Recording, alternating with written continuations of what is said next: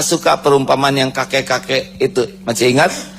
Yang di musola kecil, rumahnya kecil di tengah sawah.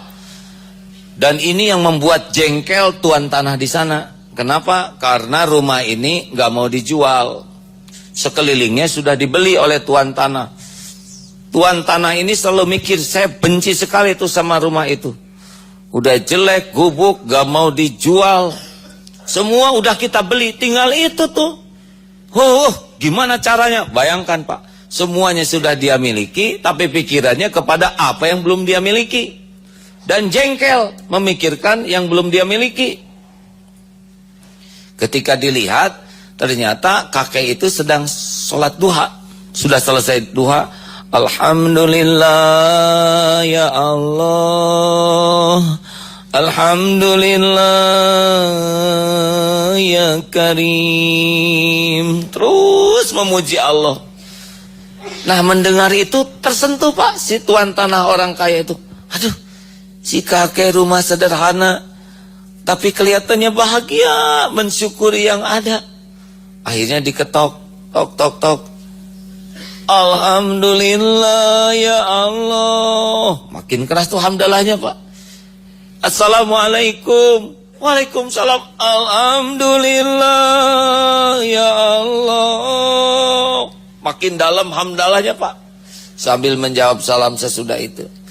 Kek, ini saya tamu. Alhamdulillah. Pas natap tuh Pak, buka pintu tuh, hamdalah. Silakan duduk. Kakek, kenapa kakek terus dari tadi mengucapkan alhamdulillah? Saya sedang merenungkan nikmat yang tiada terbatas. Pada rumah kakek sederhana, alhamdulillah. Lalu kenapa ketika saya ketok kakek alhamdulillah, saya ingat bahwa saya punya telinga yang bisa mendengar suara pintu diketuk, alhamdulillah. Ketika mendengar Bapak mengucapkan salam, saya syukur ada yang mendoakan, alhamdulillah.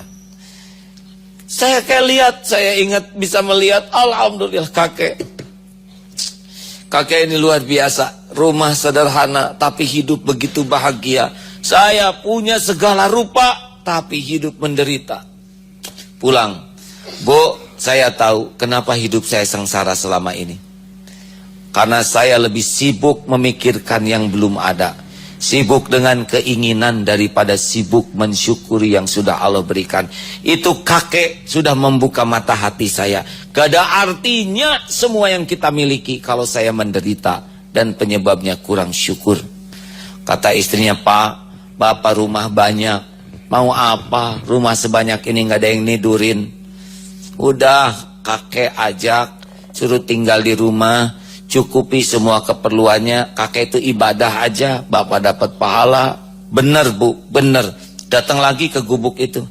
Kek, saya sadar selama ini saya menderita karena saya kufur nikmat. Kakek sudah membuka mata hati saya.